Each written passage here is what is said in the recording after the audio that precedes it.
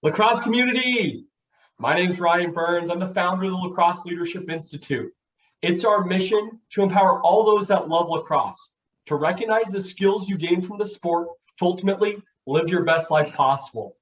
Today, we're so fortunate to be joined by Justin Manjares. He is the current SUNY Maritime head lacrosse coach and also the previous year Skyline Division Coach of the Year. Justin, thanks so much for being a part of our conversation today. For those in our community that aren't quite aware of your lacrosse story, can you please share with us how'd you get involved in lacrosse and where's lacrosse taking you to today? First, foremost, thank you, Ryan, for having me. This is pretty cool. I see my buddies, Coach Bolander and Coach Whitley, did this, so I'm glad you asked me because those are some pretty good guys to follow after. But for me, my story, born and raised on Long Island, from out of Dix Hills, New York. Played my high school lacrosse for Half Isle Hills East. We weren't good when I played back in 1999, 2000, but they've been pretty good the past decade. I played for the great Gordy Hodgson and George Fox, pretty Long Island legends, coaching legends down by my area. I went up to Geneseo, played there for a year. Didn't have the greatest experience up in Rochester. Came back home to reevaluate my educational opportunities and my lacrosse life. From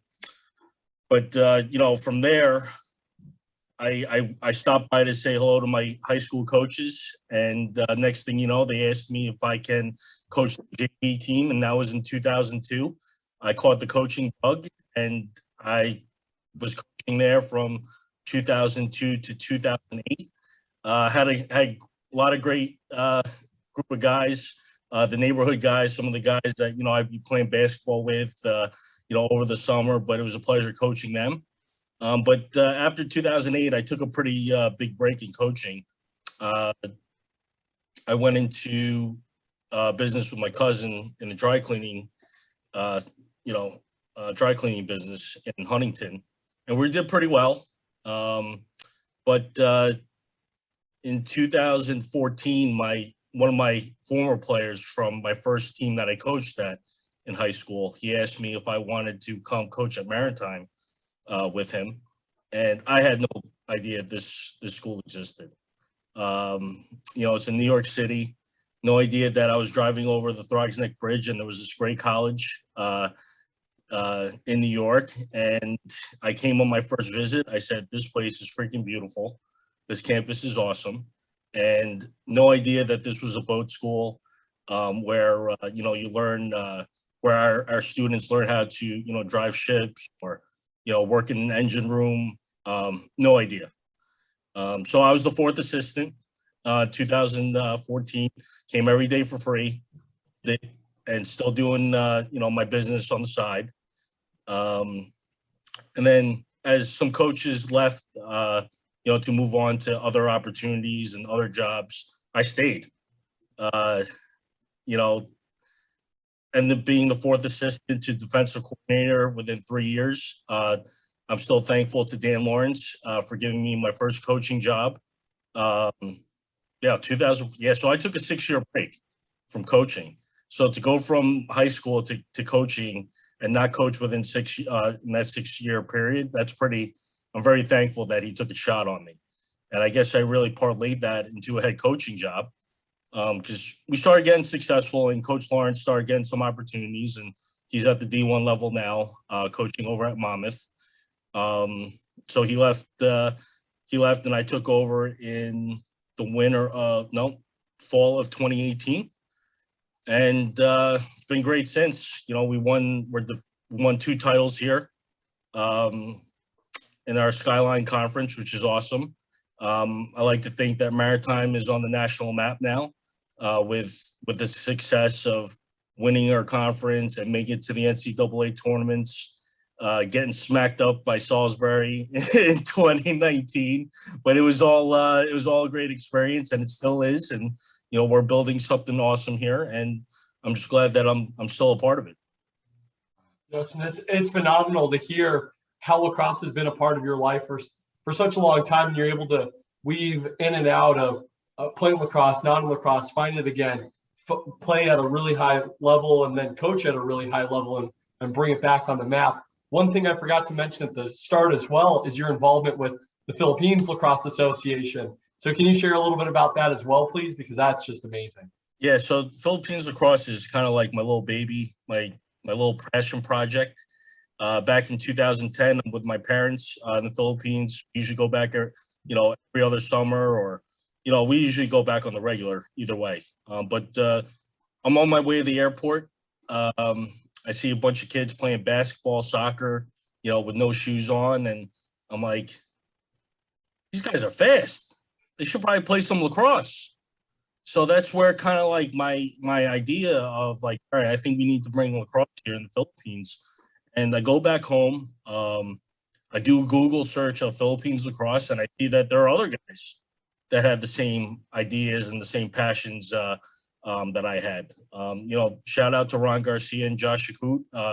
They were the first, founding members of Philippines lacrosse. And next thing you know, I'm meeting with them in Austin, Texas in 2012. And a bunch of guys came, a bunch of other Filipino lacrosse players came down. We all had a great weekend down there, just learning about our backgrounds and how we want to bring lacrosse to the Philippines. And, right after that, Ron and I guess we're the pioneers. We went to the Philippines in 2013, and we were there for an entire month. And I think we taught at 16 schools or introduced lacrosse to 16 schools within a 2-week period. So that was a lot. Very overwhelming. We felt that the community, or shall I say the country, because we went all over, Ryan. We went on like 15 different flights, took all these different boat rides with lacrosse gear on our back, going from school to school, and just teaching lacrosse in the gym classes. So it was great that we're thankful to the schools because they let us use their gym time where, hey, we have special guests who want to introduce this great game that's played, in the United States and other places around the world. And it was their introduction to lacrosse.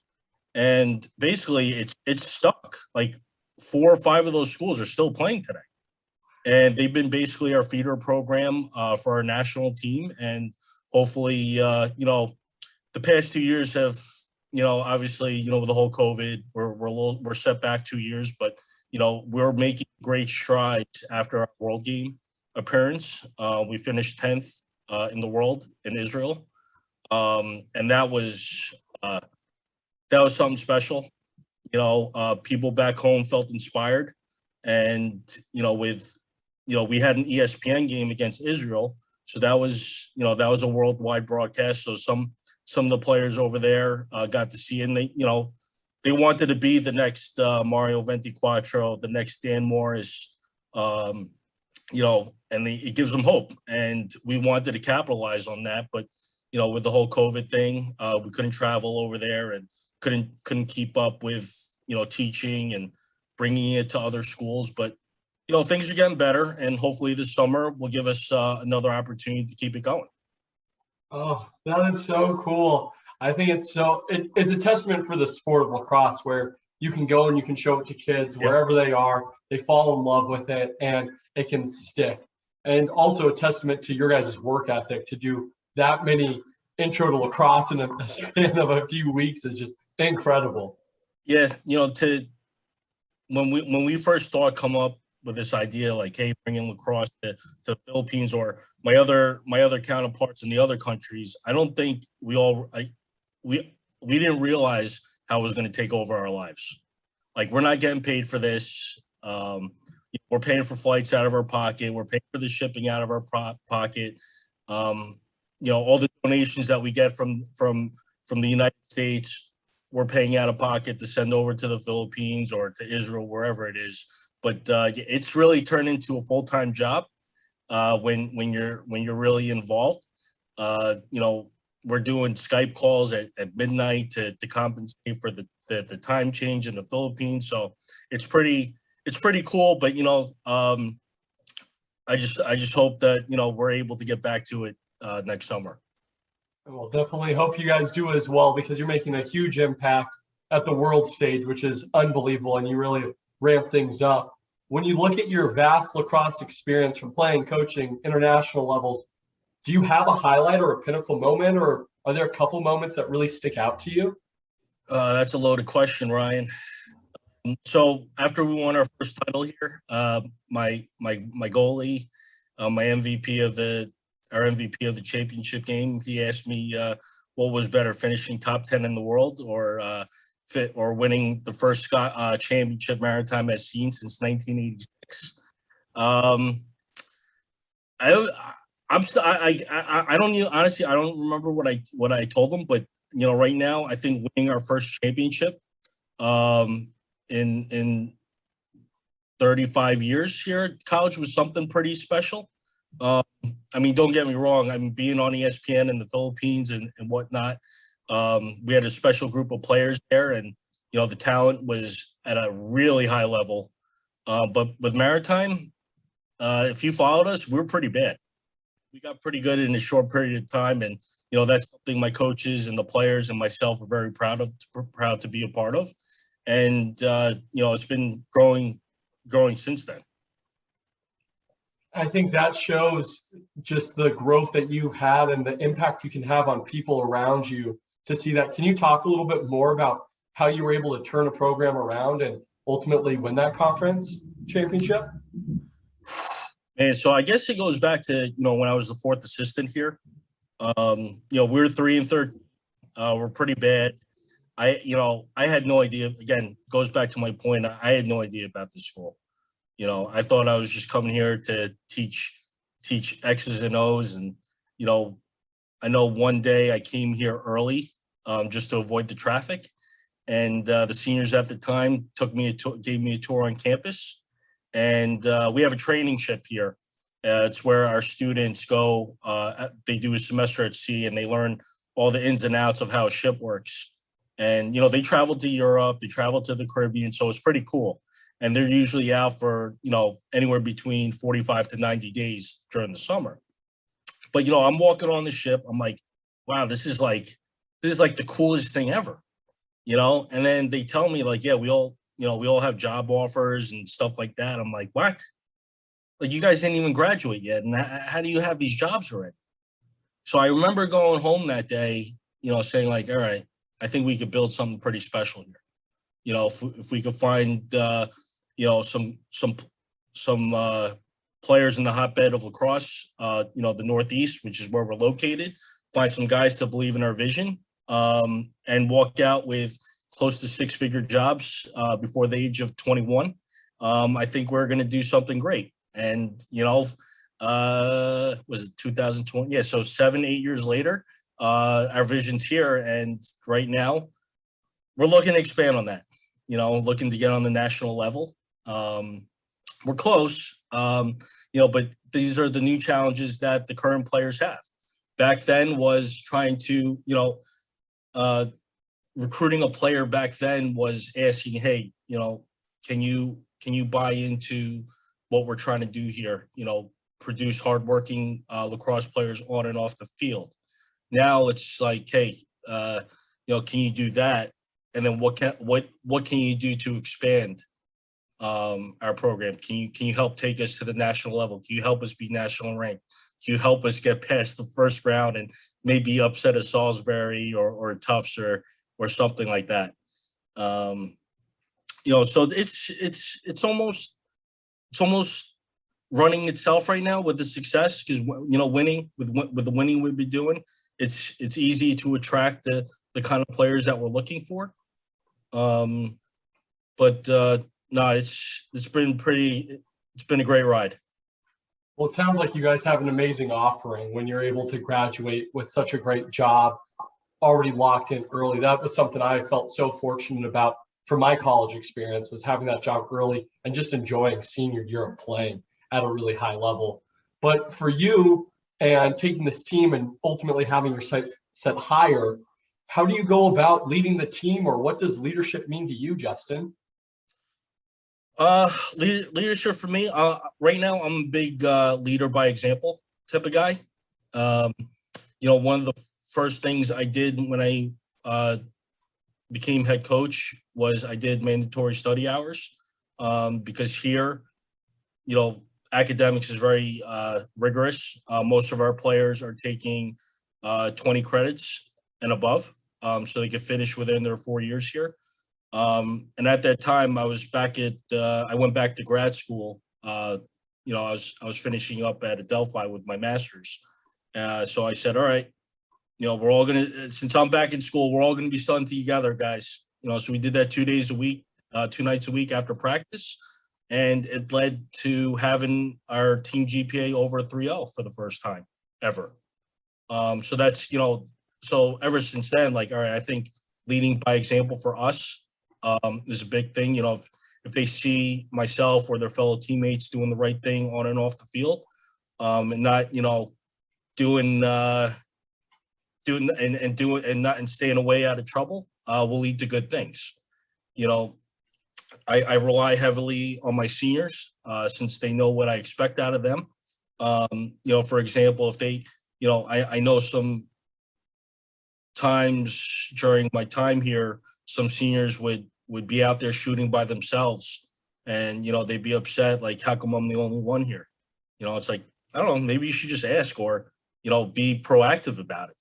Next thing you know, all the offense is out there shooting with them, for a half hour, whatever it is.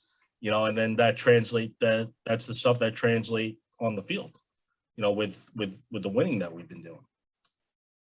I think that's the biggest part. It's bringing others with you. And you talked about expanding what you guys are up to at SUNY Maritime right now. And it's the kids at the end of the day, or these young men, having to ask one another to rise their standard and ultimately make sure everyone's at the same level, because we're going to be either at a higher level or lower level based off of where everyone else is.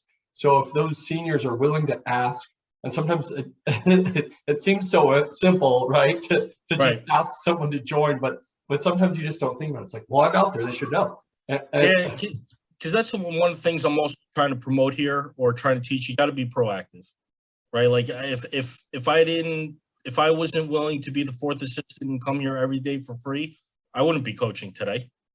And it took me being proactive and wanting to get back into this game, and wanting to change lives of these young men and the other student athletes here on campus, and show that all you got to do is be a good person, and good things are going to happen to you. And that brings up another question I want to ask you, Justin. A leader sometimes has to make tough choices that not everyone's going to necessarily like. It may be unpopular, but it aligns with integrity. And you talk about doing the right thing. Can you share an example of when you had to make a choice or help the team make a choice that wasn't necessarily popular at the time? So this is funny. So I was right before we hopped on this call, I was on a phone call with my MVP of the 2019 game, the goalie, Justin Weigold, and we're very close. He sat behind a 3-year all-conference goalie, actually 4-year all-conference goalie. And by the time he was a senior, he thought he had the keys to the car. And he was struggling a little bit to start. And I sat him in the office. I'm like, we may have to go with the younger guy, man. Like, you're not performing. I'm going to give the younger guy a look. And I think he realized, and I realized, that this isn't personal. And that was a tough spot for me as a first-year head coach, having that tough conversation. But I also knew I had a responsibility for the 49 other guys on the team to make sure that I'm looking out for the best interest for everybody, right? Because it's not about you.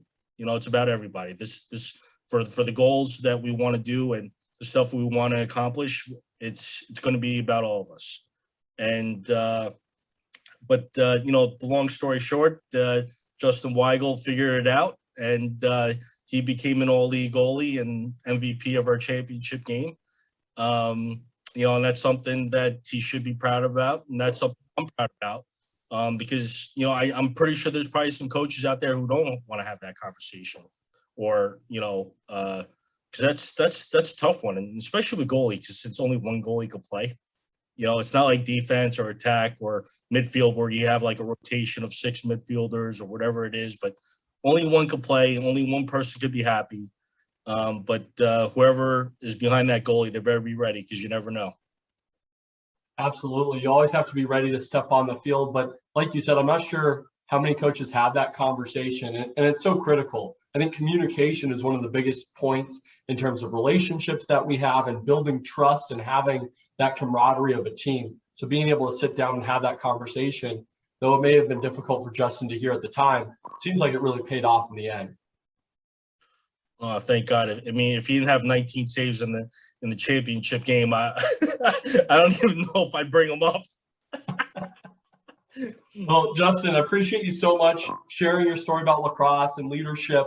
We're wrapping up on time right now. Do you have any last thoughts or perspectives you can share with our group about lacrosse or leadership? Yeah, so I noticed that you're out in Arizona, probably involved in the youth level or high school level, whatever level you're at, youth level. I like to tell everybody there is a place to play lacrosse anywhere in the country. If you're looking to play at the next level, just go out there and play. If there's tournaments, in the summer, go out there and do it, because we're recruiting nationwide. I know a lot of colleges are recruiting nationwide, and programs are popping up everywhere. And this is a great game. This is a great network, and this game of lacrosse is a very small network. But we're all. I could say that we all look out for each other. So the young guys out there, keep hitting that wall. Play other sports, because playing other sports is pretty important. Don't specialize yourself, and be proactive. Write emails to coaches if you want to play at the next level. Hopefully they return your emails, because I know that's something for me. I take pride in returning to young recruits emails every chance I get, because you never know. That person emailing you in Arizona, from Arizona or Texas, could be the next Justin Weigolds of the world, or whatever great players you got out there. Oh, awesome, Justin. Thank you for that feedback. I think that's great for our youth to be able to play at the next level. And I know you're going to be here in January, so we'd love to have you come by a practice or two. I know there's a few schools that would love to have you just stop by and talk to the kids. Oh, that'd be awesome, Ryan. Thank you. My pleasure, Justin. Well, thanks so much again for being on this conversation. We appreciate you and really wish you a ton of success moving forward. I'll be excited to see you guys in the next NCAA tournament. Thank you for having me, Ryan.